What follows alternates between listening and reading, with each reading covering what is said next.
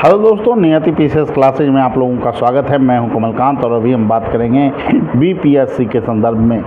देखिए दोस्तों, बीपीएससी में खास करके बीओ के पद के संदर्भ में जो लगातार चर्चा हुआ था कि बीओ का पद शामिल हो सकता है या नहीं हो सकता है, इस संदर्भ में जो वस्तु स्थिति है कि इससे पूर्व क्या बीओ का एग्ज़ाम लिया गया है और अगर बीओ का एग्ज़ाम हुआ है तो किसके माध्यम से हुआ है, यह भी जानना ज़रूरी है। और उसमें क्या बीएड की अनिवार्यता थी या नहीं थी, इन पहलू को भी ध्यान में रखना होगा, क्योंकि अभी जो स्थितियां हैं झारखंड में, जो नियमावली बनी है बीओ पद के लिए, उसमें आपको बीएड की अनिवार्यता रखा गया है। यूपी में जो है उसमें भी बीएड अनिवार्य है बीओ पद के लिए, और अन्य राज्यों में भी कमोबेश बीएड की अनिवार्यता है।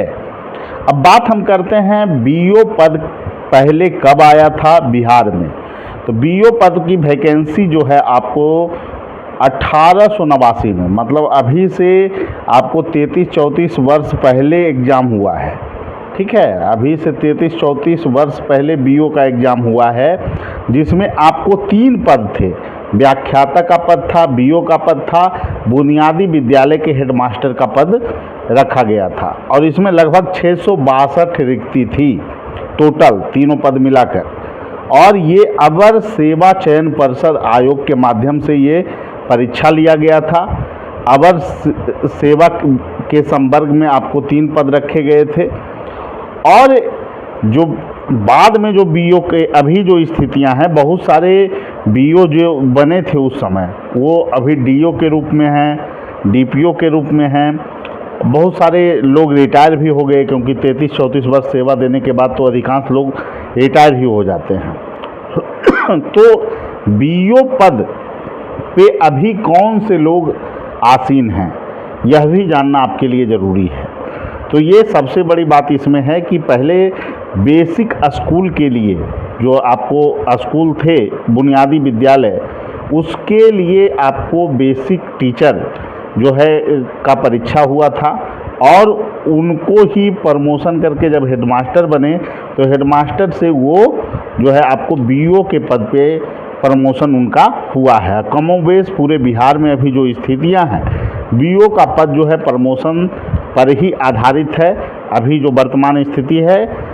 लेकिन यह आशा की जाती है कि बीपीएससी के माध्यम से इतनी बड़ी अगर भर्ती हुई है तो इसको रेगुलेट करने के लिए, अच्छे ढंग से संचालित करने के लिए बीओ की पद की आवश्यकता बिहार में काफ़ी ज़्यादा है। और बीओ के पद जो है प्रतियोगिता परीक्षा के माध्यम से ही, पर सीधी भर्ती के माध्यम से भरे जाने चाहिए। हालांकि अभी वर्तमान में जो सरकार का जो नियमावली है, उसके तहत अधिकतम 75% पर ही सीधी भर्ती हो सकती है, बाकी 25% जो है प्रमोशन से ही इन पदों को भरा जा सकता है।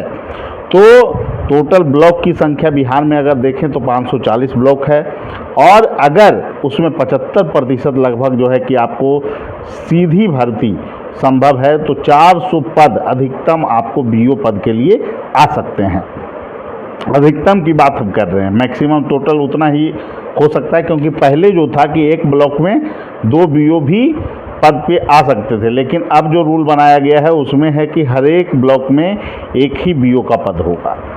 तो इसमें जो उस समय जब परीक्षा हुई थी 1889 में, जिसका रिजल्ट 1991 में आया था, तो उसमें जो है कि आपको बीएड का अनिवार्यता रखा गया था, और साथ ही 2 वर्षीय ट्रेनिंग अलग से जो होता था, उस समय डीएलएड नहीं था, 2 वर्षीय ट्रेनिंग प्रशिक्षण का, जो कि प्राइमरी के शिक्षक बनते थे, उनके लिए अनिवार्य था।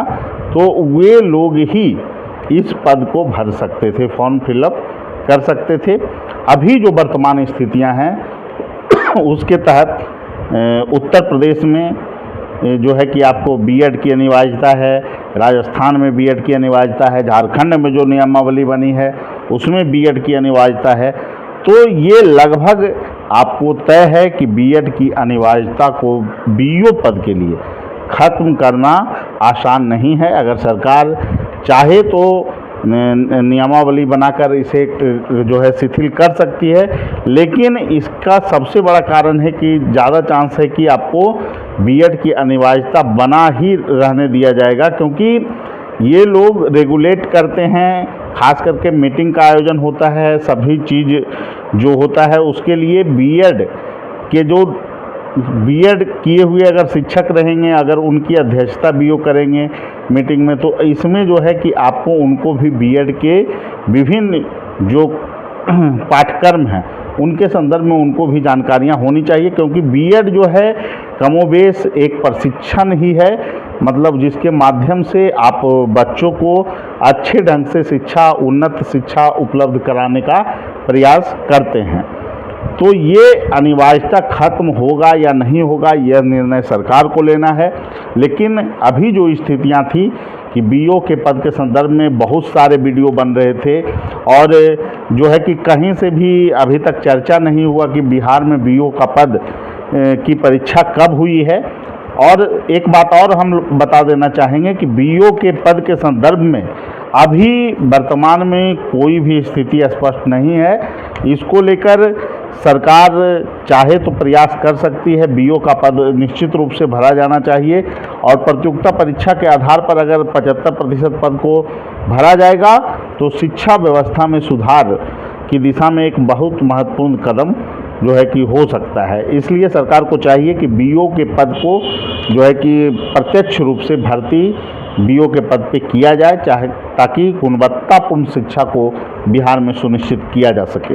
बीपीएससी 17वीं में क्या ये पद शामिल होगा, इसके संदर्भ में अभी कुछ भी कह पाना संभव नहीं है। सरकार चाहे तो शामिल कर सकती है, बीएड की अनिवार्यता को भी शिथिल कर सकती है, अगर चाहे तो रख भी सकती है। लेकिन जो स्थितियां हैं अन्य राज्यों में उसको देखते हुए तो यही कहा जा सकता है कि बीएड की अनिवार्यता इसमें बीओ पद के लिए लागू रहेगी। दूसरी नंबर पॉइंट ये है कि क्या बीओ के पद के वैकेंसी आती है तो उम्र सीमा में छूट मिल सकता है।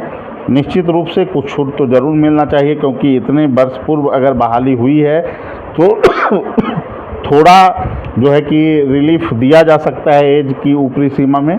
निश्चित रूप से यह वीडियो सभी लोगों को यह सुनिश्चित करेगा कि बीओ के पद के संदर्भ में अभी तक क्या कमोबेश स्थितियां थी। और एक बात और आपको बता देना चाहूँगा कि बीओ के पद के संदर्भ में जो पहले परीक्षा लिया गया था उसका प्रारूप क्या रहा था, तो 100 नंबर का हिंदी था जो कि क्वालिफाइंग थे, जिसके अंक को मेरिट में शामिल नहीं किया जाता था। उस समय शिक्षा सिद्धांत के 100 नंबर के पेपर हुआ करते थे, 100 नंबर के जीके के पेपर हुआ करते थे, और 100 नंबर के मैथ के पेपर थे, जिस पे आपको मेरिट बनता था। पीटी का परीक्षा इसमें नहीं लिया गया था, डायरेक्ट मुख्य परीक्षा तीनों ही विषय के लिए गए थे। ये प्रारूप है। अब क्या प्रारूप होगा यह कह पाना मुश्किल है, लेकिन अभी हम लोगों का प्रयास है कि बीओ का पद निश्चित रूप से बीपीएससी के माध्यम से भरा जाए, ताकि गुणवत्तापूर्ण शिक्षा को सुनिश्चित किया जा सके। ठीक है, सभी लोगों को धन्यवाद। फिर अगले वीडियो में मिलेंगे। Thank you.